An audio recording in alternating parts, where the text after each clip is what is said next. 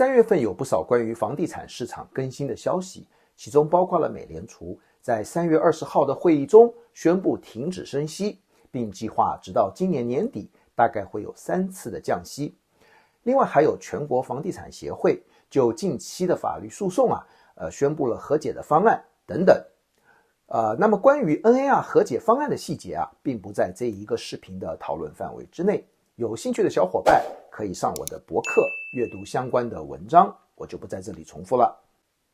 从2月份的数据，我们看到房屋市场又开始热络起来，挂牌上市的房屋数量有明显的回升。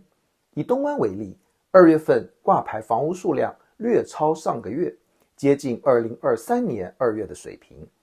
南湾2月的挂牌也呈现类似的情况，比1月份增加了46套，但还是比2023年的2月少了近155套。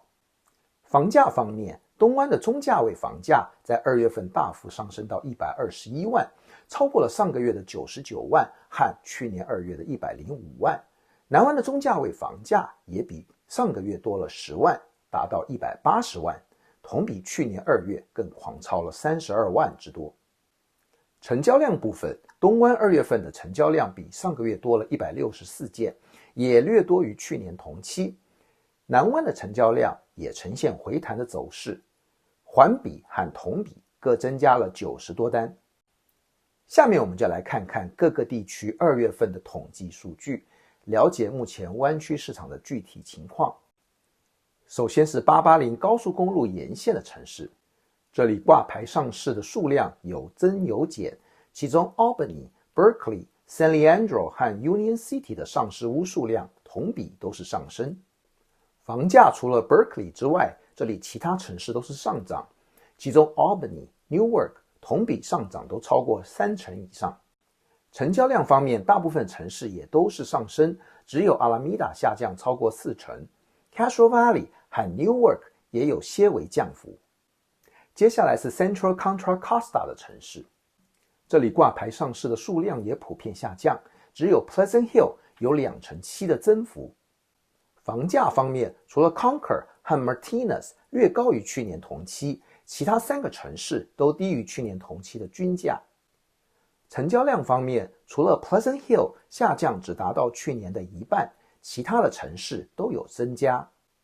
下面是 La Miranda 的城市，这里挂牌上市的数量涨跌互现，其中 Lafayette 增加7套房源，增幅超过4成。房价部分也是有涨有跌， Orinda 的增幅同比去年超过8成，达到220万。这里的成交量全部上升， Moraga 多了5套房源， Orinda 多了8套。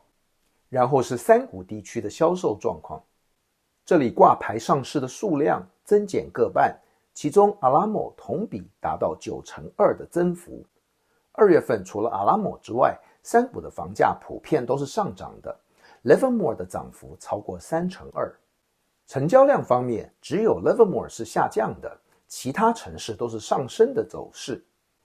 最后让我们看看 Santa Clara 的城市，这里挂牌的数量超过半数的城市都是下降的，不过 Mountain View 却有7.5%的升幅。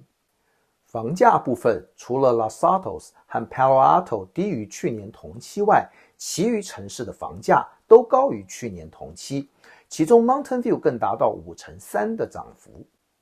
成交量方面，这里的城市大部分都是上升的，尤其是 Campbell 和 Cupertino 的成交量同比都超过1倍以上。除了利用前面提到的数据来分析市场之外，还有一个重要的关键指标可以显示当前的市场情况，那就是挂牌上市的天数。去年2月份，东湾的平均挂牌天数是31天，而今年则缩短至23天。南湾更是从去年的16天缩短到了今年的9天。这说明了市场的热度不断的在上升，买卖双方都在用更快的速度做出决定。我们在开头提到了美联储释放的信息，显示他们对市场的信心。尽管降息的幅度可能不会太大，但肯定会进一步刺激买气。就目前的宏观经济形势而言，未来湾区的房价恐怕没有最高，只有更高。如果您目前还在租房子，而且有意在湾区置产的话，我建议要把握住现在这个难得的时机，在市场买气还没有完全恢复之前，及早进场。如果您对房屋市场或者买卖有任何疑问，都欢迎随时与我联系。